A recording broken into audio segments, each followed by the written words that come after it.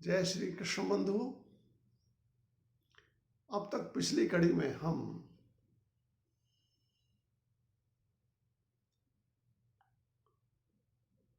अकर्मण्यता के कारण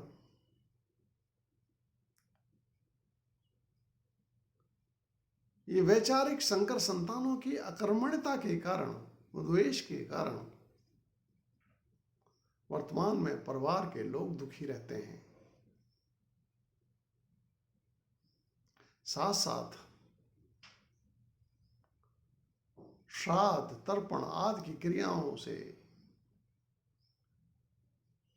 वो विमुख होने के कारण शरीर छोड़ चुके उनके पितृगण भी, परिवारी जन भी नरक की स्थिति को प्राप्त होते हैं। इसी चर्चा को आगे बढ़ाते हुए अर्जुन कृष्ण जी से इस प्रकार बोले, दोषैयेतैः कुलघ्नानाम् वर्णशङ्करकारकैः उत्साद्यन्ते जातिधर्माः कुलधर्माश्च शाश्वता दोषैयेतैः कुलघ्नानाम् वर्णशङ्करकारकैः।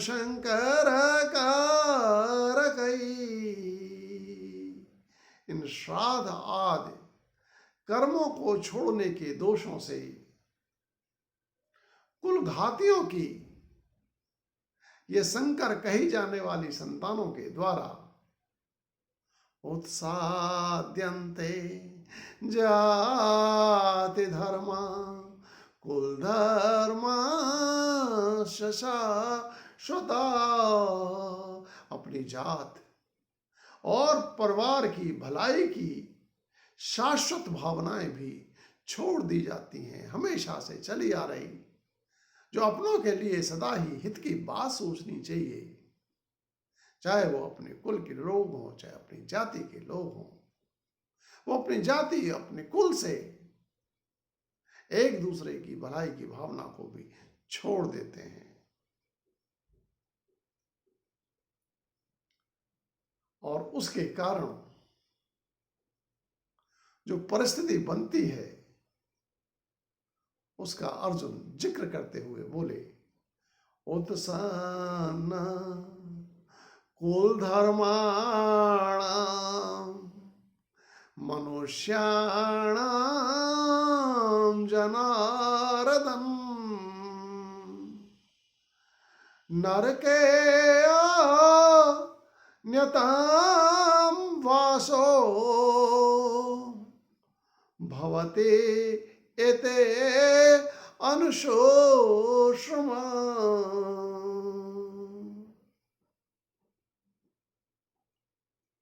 अर्जुन बोले, उत्सन्न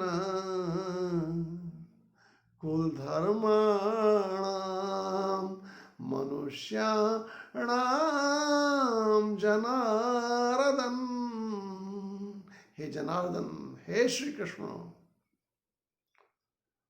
पारंपरिक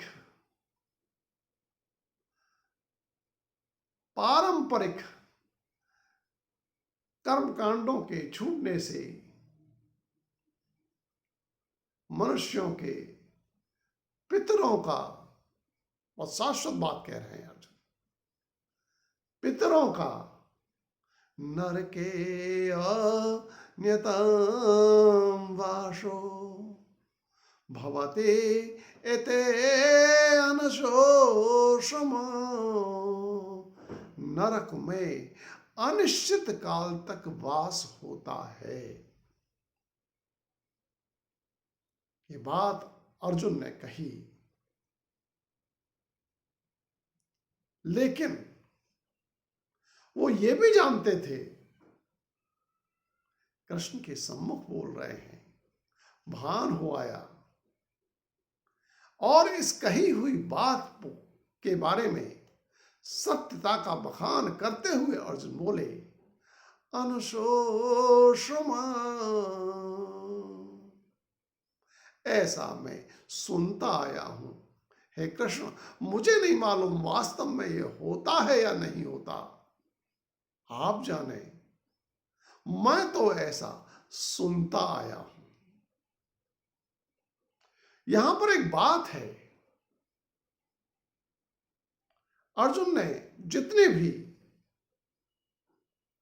मृत्युपरांत श्राद्ध, जल, तर्पण आदि की क्रियाओं की बात कही,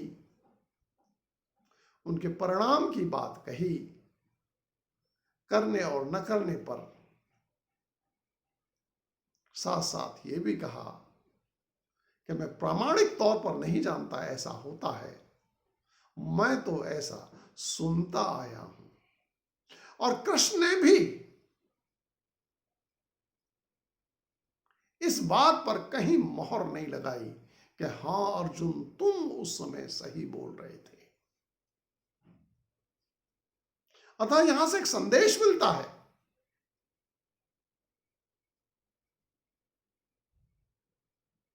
कि जो मान्यता रखें वो श्राद्ध, जल, तर्पण आदि करें, लेकिन जो मान्यता नहीं रखते और वो भी जो मान्यता रखते हैं वो भी जीते जी जिंदा रहते हुए ही अपने पितरों की सेवा करने की व्यवस्था करें, सेवा करें और सेवा करके पुण्य का लाभ कमाएं। ये इंतजार न करें कि जब इनका शरीर छूट जाए तो हम इनका बढ़िया सा श्राद्ध करें।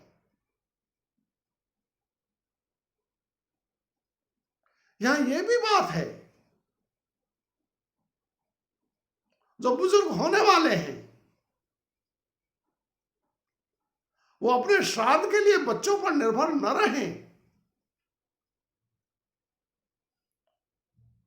क्योंकि श्राद्ध का कर्म तो वो करेंगे, उस कर्म का फल तो वो पाएंगे।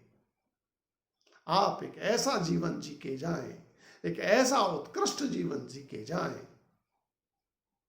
ऐसा निष्कलंक जीवन जी के जाएं, ऐसा निष्पक्ष जीवन जी करके जाएं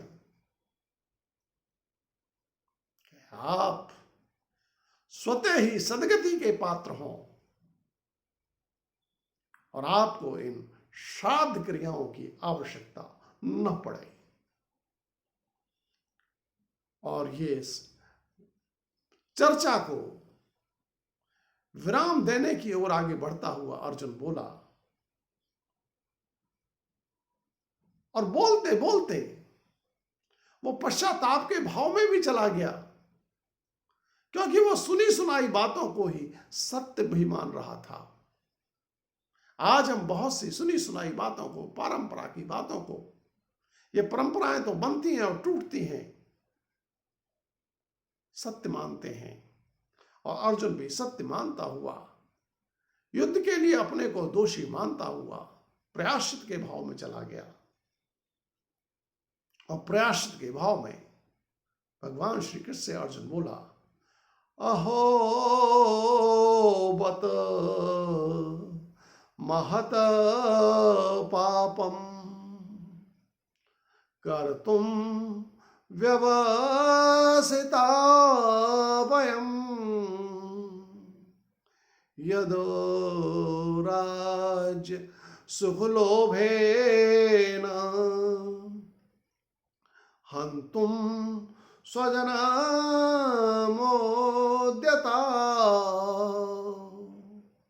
अहो बत महत पापम।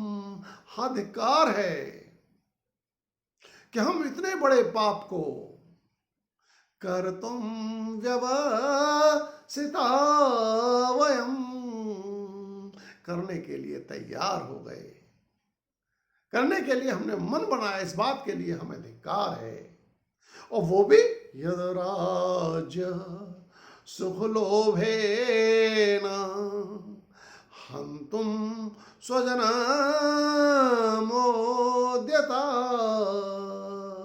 जो केवल राज सुख के लोभ से पारिवारिक स्वजनों को, अपने ही स्वजनों को, अपने ही सगे संबंधियों को हम मारने के लिए तैयार हो गए। और आगे भी पश्चाताप करता हुआ बोला, यदे माम अप्रतीकारम अशस्त्रम शस्त्रपाणयः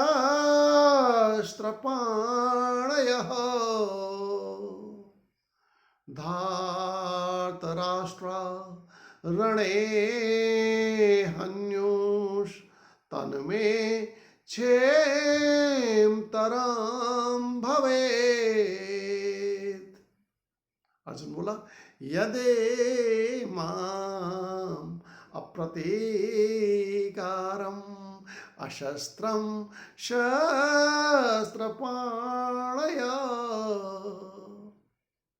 विरोध की भावना से मुक्त,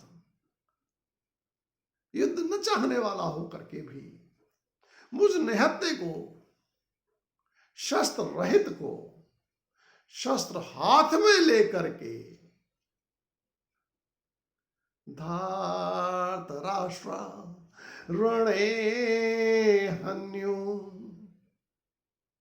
दुर्योधन पक्ष की ओर से योद्धा युद्ध के मैदान में मुझे मार भी डाले,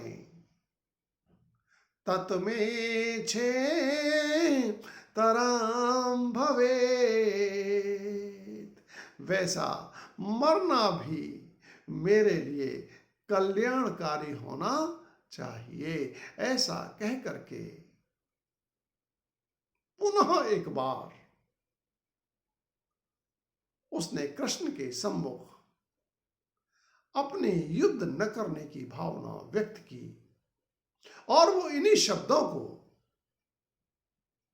युद्ध न करने की बात को कृष्ण से मुख से सुनना चाहता था। और इतना कहने के बाद फिर जो कुछ दृश्य पैदा हुआ, उस दृश्य का धृतराष्ट्र से कथन करते हुए संजय इस प्रकार बोला। संजय उवाच, एवं उक्त्वा अर्जुनः सांख्ये रथोपस्थ उपाविशत विसृज्य शशरं चापं शोकसंवेग्नमानस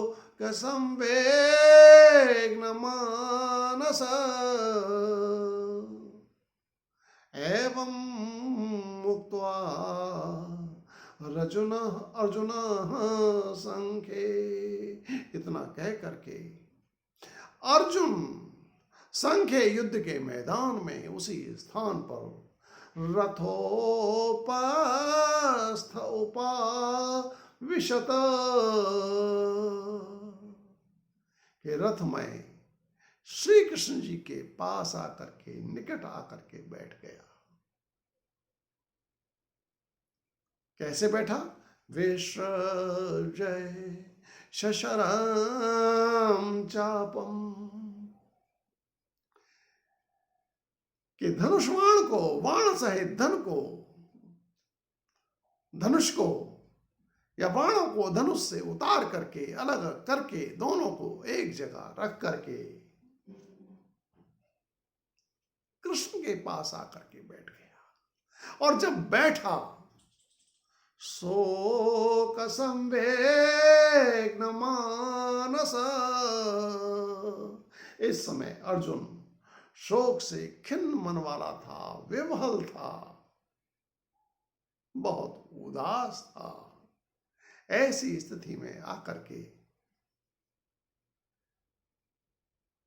कृष्ण के पास बैठ गया।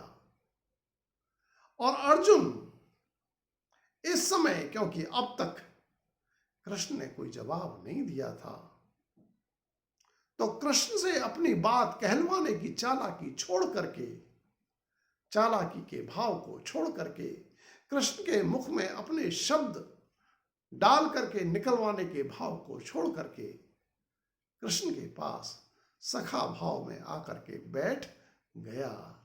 गोविंद जय जय गोपाल जय जय, राधा रमण हरि गोविंद जय जय, श्री कृष्ण गोविंद हरे मुरारी, श्री कृष्ण गोविंद हरे मुरारी, हे नाथ नारायण वासुदेवा, हे नाथ नारायण वासुदेवा। बोले बांके बिहारी लाल की जय।